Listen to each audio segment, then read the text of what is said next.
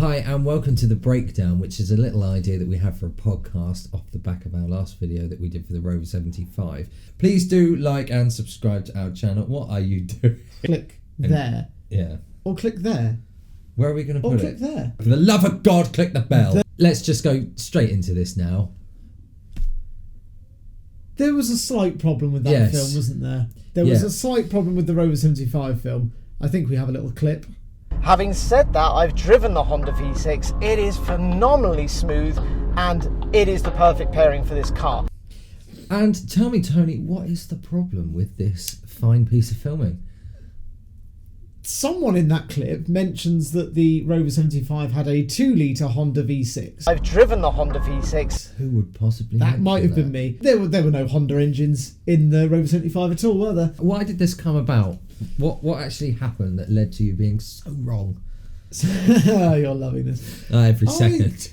I fell in love with Rovers when I owned my Rover 45, and the Rover 400 series were built when Honda and Rover were in a partnership, and those cars definitely, I'm almost 80% certain, have Honda engines in them. A friend of mine owned a Rover 75 2-litre V6, and he said it's really nice, it's the Honda engine, and I took that as complete gospel, and I did no further research, and then I just put it into a film, because why not?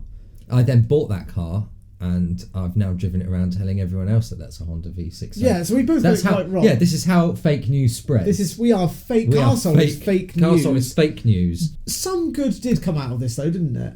Did it? Yeah, you see, we made this Rover film thinking, it's Britain's last car, we're really proud of this. And then as we were filming it, we were like, oh, but the BMW engine, that's foreign. The Honda engine, that's foreign. So when Howard81 commented, we'll put it on the screen maybe, and said the 2-litre and 2.5-litre are Rover KV6 engines, I've never been more happy to be wrong, because actually it meant that Britain's last car was even more British than I thought it was, which for me, although I was mortified that I got it wrong, it was actually quite a good wrong. The other issue that we have here is that you were still kind of wrong in some people's eyes when you said that it was Britain's last car. Because what about Bentley? What about Aston Martin? What about Morgan? The annoying thing of this is you were on board on this until we got one comment that slightly disagreed.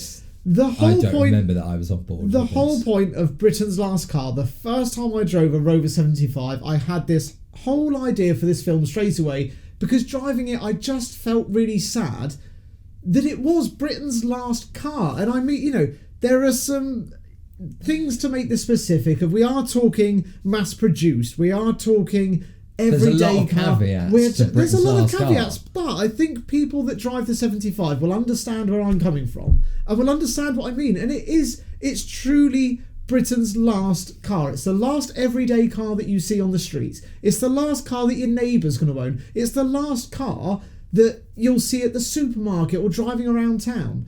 It's like when you think of Italian cars. Well, not if you live in like Guildford. Oh, who cares? When you think of like Italian cars, yeah, people are going to say sort of Ferrari and Lamborghini, and they are Italian cars. But when you think of like actual Italian culture, what makes Italy, it's the Fiat 500, yeah. Exactly. And the Rover 75 and Rover in general do not say it's our Fiat 500. No, but it was the last cars that were properly British. And the interesting thing was, I did that title knowing that it was going to cause, a little bit of backlash, a little bit of shit stirring for our channel. So one of the first comments was from Somersault. We'll see. We're probably not going to drop these in, and we'll just leave me doing this in. Somersault's comment said, very rightly, Aston Martin and Morgan, which are the only two properly British car brands left. So yes, they Lotus. Are Lotus British? Yes. Ariel. There's loads. Okay. Let's carry on. Let's forget you were wrong then as well. Aston Martin and Morgan. Yeah. Fair enough. Very, very British. Truly British owned. Yes, Lotus and all these. They're really tiny. They're not everyday cars. And that is the feeling that we're going with the Rover, is that it was everyday mass-produced cars. But on top of that, Somersault said in her comment, what about Bentley? Bentley might be British, but they're not owned by a British company. They are owned by Volkswagen, okay? They're owned by Germany, so how British are they? And this kicked up a really nice debate, because a few people said Bentley, but do you know what no one said? No one even thought to say Range Rover. No one thought to say Mini. No one thought to say Vauxhall. No one thought to say any of these... Vauxhall's not been English for about 100 years. But this is the problem, isn't it? So what makes a car brand properly British? When can you call them properly British? Because no one said Mini, and Mini is arguably very British, but we all know it's not. We all know it's German. We all know that BMW bought Mini out so that they could have a small car because the European Union told them they had to. In that case, then, I will say, because I don't normally like when people say this, but I would really like to hear back from people commenting what they think a British car is or should be. To me, we didn't get enough of a debate about this on the Rover video. I honestly... You wanted a big fight. I wanted You just more wanted of a fight. Yeah. But honestly, if you're going to call Vauxhall, if you're going to call Bentley, if you're going to call Range Rover British, you might as well call Nissan British, because they're built in Longbridge from knockdown kits from Japan or China or wherever it is on the other side of the world. Do we have... I don't know. That probably shut down, but at the time that the Qashqai was being built, probably as British as a Range Rover. So what does it mean to be British? You are going to cause Is Tony so right in much saying that the Rover hell. 75 was the last British car? Yes, he was. It was the last everyday car properly built by British people from British designers owned by a British company until they laid off everyone in the middle of England. In case you're wondering, this is what he's like all the time. Literally all the time. Right, so Moving we've covered the fact that I got the engines wrong. We've covered the fact that I was extremely right about it being Britain's last car. Oh, yes, very much so. I guess we should talk about something more positive. Okay. Jousting.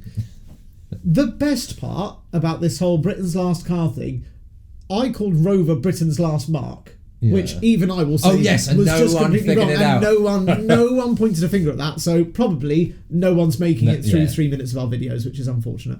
But yeah, nobody said that, and that one, I admit it's not Britain's last marque. No. Rover was not Britain's last marque, but in the same vein, it was the last properly British everyday marque. A catalogue of errors. Welcome to Carousel. But no one, to be fair, was particularly negative. I don't think. There were quite a few people correcting us, and rightly so. We got it completely wrong. That's terrible for people trying to be... No, we didn't have anyone going, you're an idiot. Everyone was actually quite polite, and just kind of like, actually, you got that wrong.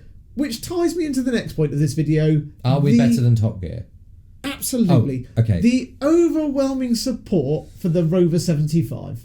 It did get a bit more than I thought it would, actually. It seemed a little bit more popular than the Volvo. I honestly thought that a lot of people were going to be quite negative, and... that was honestly my biggest concern, is everyone was just going to comment saying, why on earth are you in favour of the Rover 75? There's quite a lot of videos on YouTube about the Rover 75 that are less than positive.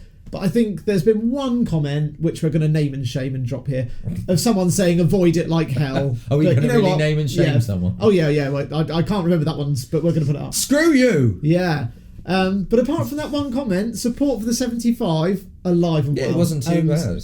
That, to me, just made me think that this film and everything we said in it was the completely right way to go, because I think everyone kind of feels the same. I think there's a lot of nostalgia now for the Rover 75 and what it actually represents. Who knew? The end of an actual era. The next point that we had, which someone mentioned quite fairly, was that we didn't review the Mark 1, even though actually we did have one available.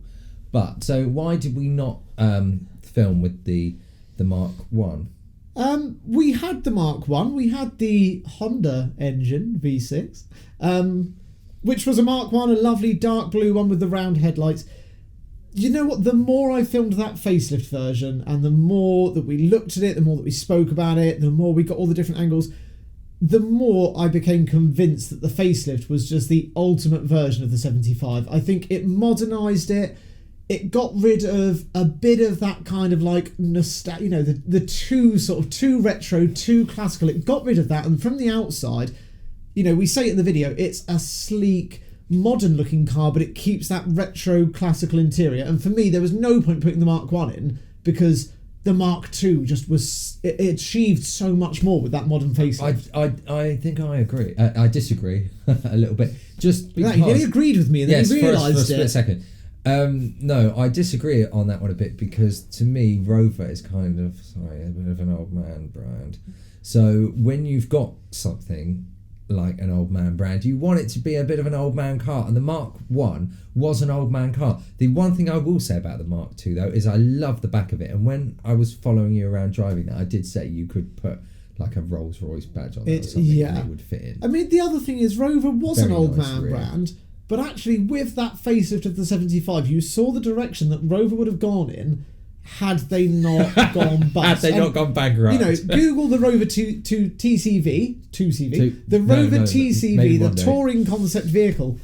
That will flash a picture up hopefully, but that car looked phenomenal. You compare it to sort of like the Megane that came out at a similar time and the Focus was out at a similar time. The TCV, I think if that had ever made it to production, that would have just shot Rover into a whole nother level. And that's another reason that the 75 makes me sad, is the things that Rover were doing. Rover were always a very forward-thinking company, and they were on the brink of some really modern design that just would have given all of Britain this slightly more modern look and dragged us out of this whole, you know, oh, Britain's old, you know, all we ever do is, oh, Downton Abbey, old Britain is the best Britain. We were on the brink of being newer, like Jaguar with their XE and XF, only not owned by Tata and actually being British. There's probably a Rover 75, point, yeah, with a Honda engine. Yeah. Next part. Yes. Automatics. Oh, I was going to say we've never had an automatic, but yeah, don't buy them is the long and the short of it. People complain that they are too juicy, and I'm not really going to argue with them. I imagine they probably are. When we were shopping around to find me a Rover about a year and a half ago, we looked at an automatic, and the drive we found quite disappointing. Where was that? Was that the one in the airport? Yeah, over the air. The drive was quite disappointing. Fuel economy, by all accounts, is horrendous, and as much as it's a big saloon luxury car that should probably be an automatic, I don't think they had the gear. So if you disagree, feel free to leave hateful comments. Favourite comment of the Rover 75 video for me was, "Yes, I can hear you, Clem Fandango." For no one that knows Toast of London, here's a clip of Clem Fandango. All right. Hi, Stephen. This is Clem Fandango. Can you hear me? Who the fuck are you? Clem's with us for a few weeks on work experience. Can you hear me, Stephen? Yeah, I can hear you, Clem Fandango. I'm guessing that comment was calling me Clem Fandango, which is honestly, my face lit up when I saw that. We've said everything we want to say now, so please do subscribe to our channel. Subscribe for more of us talking nonsense. And love everything that we do. And if this gets more than 4 views, we'll probably do another one. Thank you very much for viewing our podcast. I'm going now. I need a poo. Bye. Okay, that's not how we said that.